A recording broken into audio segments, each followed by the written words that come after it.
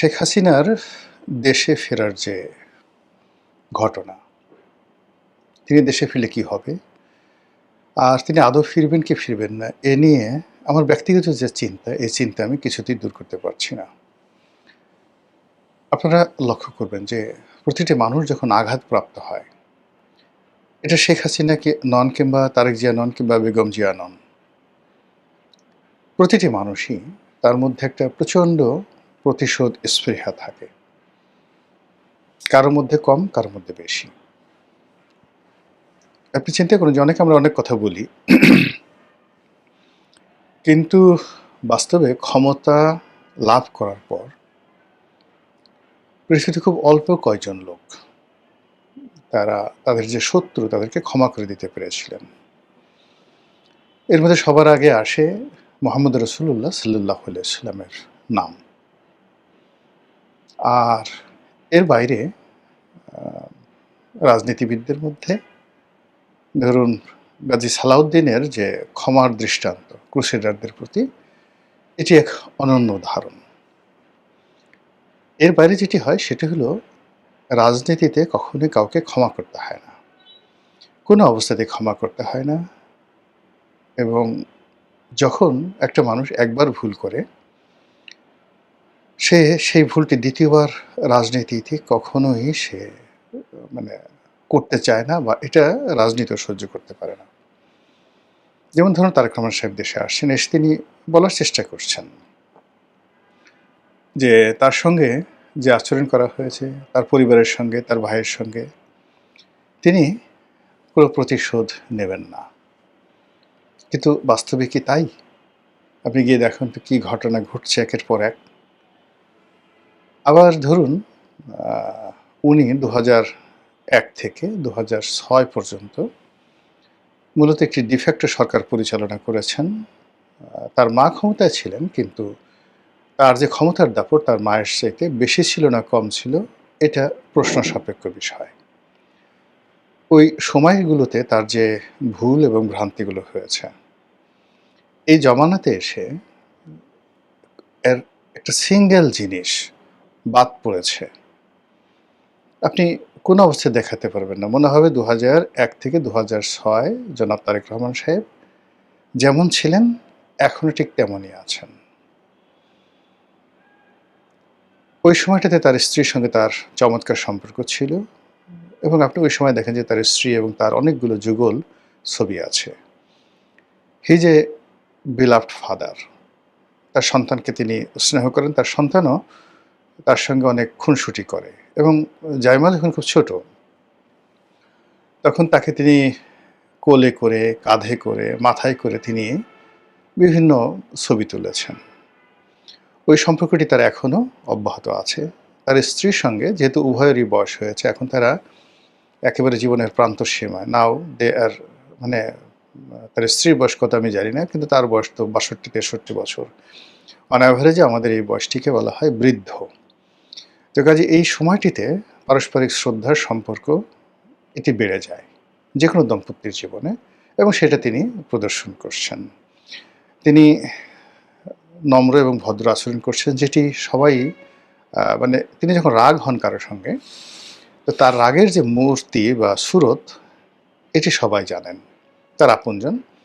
আর তিনি যে সবার সঙ্গে কোমল ব্যবহার করেন, ভদ্র ব্যবহার করেন বেশিরভাগ মানুষের সঙ্গে, এটাও সবাই জানেন। তো কাজেই আমি তার মধ্যে কোনো পরিবর্তন দেখছি না। অন্যদিকে যেটা আছে শেখ হাসিনার যে ক্যারেক্টারিস্টিক্স, আপনি যদি তার ক্যারেক্টারিস্টিক্স 1973 দেখেন, তার যারা আপনজন আছেন তাদের কাছে শুনে দেখবেন। আমি আজকের কাগজে যখন চাকরি করতাম ঠিক সেই সময়টাতে তার স্বামী উনি নিয়মিত আসতেন, ডক্টর এম ওয়াজেদ। তিনি লিখতেন আজকের কাগজে, এবং আমার পাশের টেবিলে বসতেন ফরিদ কবির। তো কবি ফরিদ কবির মূলত ওই সম্পাদকীয় পৃষ্ঠাটা দেখতেন। তো যত লেখক আজকের কাগজের মাধ্যমে কিন্তু বাংলাদেশ একটা নতুন ডাইমেনশনের সম্পাদকীয় তৈরি হয়, যেটা বাইরের যারা কন্ট্রিবিউটর তারা এসে পত্রিকায় লেখা আরম্ভ করেন। এর আগ পর্যন্ত বিফোর আজকের কাগজ কেবলই মাত্র পত্রিকায় যারা চাকরি করতেন সহকারী সম্পাদক, তারাই পত্রিকার উপসম্পাদকীয় লিখতেন। তো সে কারণে আজকের কাগজ বাংলাদেশে একেবারে নতুন ধারার জাতীয় দৈনিকে এই যে এখন আমরা যারা অনেকে সম্পাদকীয় লিখছি বা উপসম্পাদকীয় লিখছি, আমাদের শুরুটা হয়েছিল আজকের কাগজ দিয়ে এবং সেখানে শেখ হাসিনার যে হাজব্যান্ড উনিও আসতেন। প্রচণ্ড আড্ডাবাজ, খোলামেলা টাইপের মানুষ, এমন কোনো কথা নেই, একটু খুঁচা দিলেই হলো। সে বাসর রাতের কাহিনী থেকে শুরু করে আর যা যা আছে একেবারে ফটাফট ফটাফট সব বলে দিতেন। তো বুঝতে পারেন যে শেখ হাসিনার ব্যক্তিগত জীবন সম্পর্কে আমরা কিছু মানুষ যেভাবে জানি তার স্বামীর মাধ্যমে, তার স্বামী যদি সত্য কথা বলে থাকেন তাহলে অন্য সবাই ঠিক আমাদের মতো নন। এর বাইরে ওনাকে ব্যক্তিগতভাবে দেখেছি, সহকর্মী রূপে 5টি বছর উনি প্রধানমন্ত্রী ছিলেন, আমি একই পার্লামেন্টের সংসদ সদস্য ছিলাম, সেখানে দেখেছি। ওনার কর্মী হিসেবে তাকে দেখেছি। আবার ওনার দল থেকে চলে গিয়ে আরেকটি দলে যোগদান করেছি 2018 সনে। এরপর ওনার ঘরের মানুষ বাইরে বের হয়ে গেলে ওনার রাগ কেমন হয়, ক্রোধ কেমন হয়, ঘৃণা কেমন হয়, সেটাও দেখার সুযোগ হয়েছে।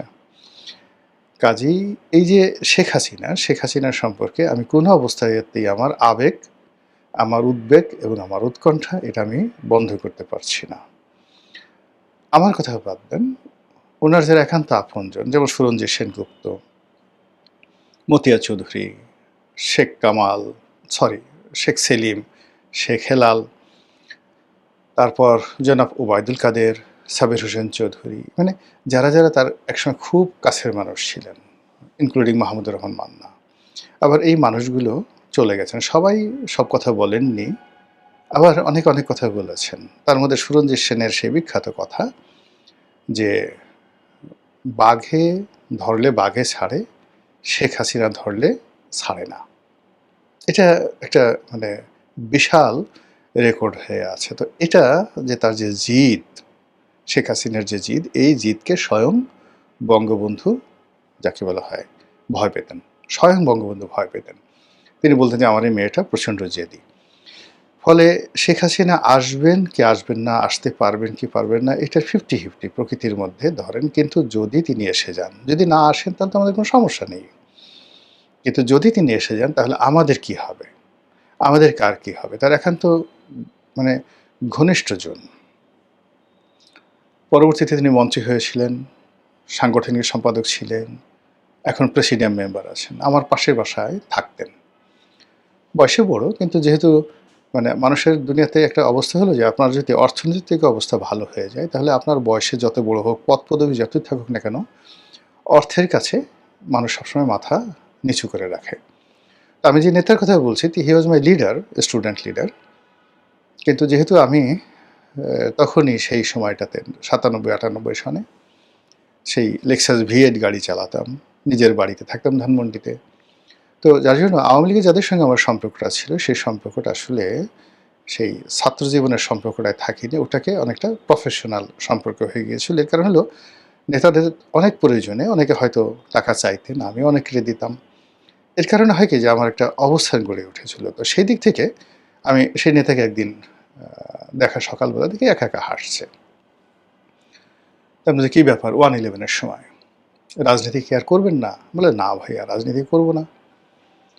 আমি একা মানুষ, আমার একটা না দুটো মেয়ে আছে, এরকম বললেন। আমার কোনো ছেলে ঠেলে নেই, এদেরকে নিয়ে আমি বাকি জীবন কাটাতে চাই, আর এদিকে তাকাবো না। আর তুমি তো জানো যে শেখ হাসিনা কী ধরনের প্রতিশোধ পরায়ণা মহিলা, উনি ইংরেজিতে ভিন্ডিকটিভ শব্দটি ব্যবহার করলেন।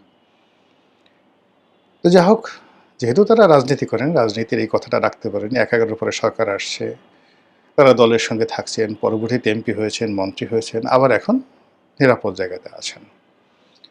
তো এভাবে দলের মধ্যে, দলের ভিতরে, দলের বাইরে, মানে তার সম্পর্কে তার যারা আপনজন, সে আপনজনরাই তাকে প্রচণ্ড ভয় পান। জামাতের অনেক লোকের সঙ্গে তার সম্পর্ক ছিল, বিএনপির অনেকের সঙ্গে তার সম্পর্ক ছিল, জাতীয় পার্টি, মানে তিনি তার ক্রোধের জায়গা থেকে, রাগের জায়গা থেকে, ঘৃণার জায়গা থেকে একজনকে এক চুল ছাড় দেননি। 2 নম্বর হলো যে তিনি যে বিষয়গুলো প্রতিশোধ নিতে চেয়েছেন, তার সুযোগ হওয়া মাত্র সেই প্রতিশোধের একটা সিঙ্গেল জায়গাতে তিনি ছাড় দেননি। এলো তার বাস্তবতা। এবং তিনি যেটা করতে চেয়েছেন, ভালো হোক মন্দ হোক তিনি সেটা করেছেন। কাউকে ভালোবাসার দরকার, সে দুনিয়ার যত মানুষ খারাপ বলুক না কেন, তাকে তিনি স্নেহের যাকে বলে বন্ধনে আবদ্ধ রেখেছেন। একটা সময় আমাকে খুব স্নেহ করতেন। আমাকে স্নেহ করতেন কিন্তু পুরো আওয়ামী লীগের সবাই, each and everybody was against me. তিনি মাঝে মধ্যে অবাক হয়ে যেতেন যে একটা বাচ্চা ছেলে নতুন এমপি হয়েছে, আওয়ামী লীগের সেই সৈয়দ আশরাফ সাহেব থেকে শুরু করে সবাই দল বেঁধে কেন এই ছেলেটার বিরোধিতা করছে। তিনি আরও আমার প্রতি তার যে স্নেহ এটা আরও বাড়িয়ে দিলেন। শেষের দিকে যেটা হলো সালমান সাহেবের সঙ্গে যে ঘটনা, ওটা একটা দুর্ঘটনা ছিল এবং ওটা আমি হ্যান্ডেল করতে পারিনি। আমি জেলে গিয়েছি, ইচ্ছা করলে আমি জেলে অ্যাভয়েড করতে পারতাম, কিন্তু বয়সে তরুণ ছিলাম, তো যার জন্য আমার কাছে মনে হয়েছে জেলে যাওয়া বা একটু ঘাড় টাড়ামি দেখানো।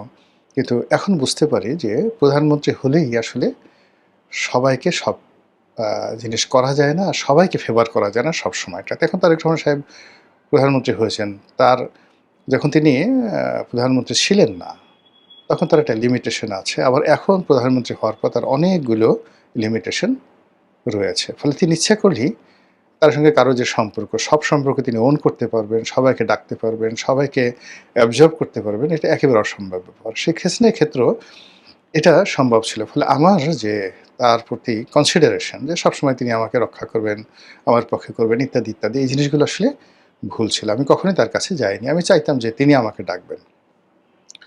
তো এনিওয়ে, যা হোক, এখন যেটা হলো যে তার এই যে প্রতিশোধ গ্রহণ করার যে ক্ষমতা, এটি প্রবল, এটি ব্যাপক এবং সবচেয়ে বড় ব্যাপার হলো তিনি কোনো অবস্থাতেই কাউকে কোনো উপকার করলে আর কাউকে কোনো বিষয় কারো দ্বারা ক্ষতিগ্রস্ত হলে ওটাও তিনি ভুলেন না। স্বয়ং এরশাদ সাহেব আমাকে একাধিকবার যখনই এরশাদ সাহেবের সাথে দেখা হতো উনি বললেন, হাতটা ধরে বলতেন, খুব স্নেহ করতেন, ও রনি, মানে শেখ হাসিনা নাম ধরে বলতেন যে ও এত খোঁটা দেয় কেন, কথায় কথায় আমাকে খোঁটা দেয়, এই আপনাকে এটা দিছি না, এটা দিছি না, কথায় কথায় সবার সামনে, লোকজনের সামনে খোঁটা দেয়। এরপরে এই যে ধরেন ওনার দলের যারা নেতাকর্মী আছেন, যাদেরকে যে কাজটি দিয়েছেন, উপকার করেছেন, একটা কন্ট্রাক্ট দিয়েছেন, তিনি কথায় কথায় তাদের সবাইকে একেবারে লোকজনের সামনে খোঁটা দিতেন। এটা করে দিছি না, এই তোকে এটা দিয়েছি না, তোকে এটা দিয়েছি না, ইত্যাদি, ইত্যাদি। তো সেই শেখ হাসিনা যদি বাংলাদেশে আসেন, তাহলে তার সারা জীবনের সেই চরিত্র, তার সঙ্গে এই গত ২ বছরে যা কিছু হয়েছে, প্রতিটা জিনিস আপনি নিশ্চিত থাকেন, তার যদি মতিভ্রম না হয়, ব্রেন যদি পুরো নষ্ট না হওয়া যায়, নিউরন যদি বেইমানি না করে, তাহলে তার যে প্রতিহিংসা অতীতের যে কোনো সময়ের চাইতে কয়েক গুণ বাড়বে। এবং এই জন্যই আমরা যারা তারা কাছে থেকে চিনি, আতঙ্কটা ওখানেই। এখন শিরোনামে আসি।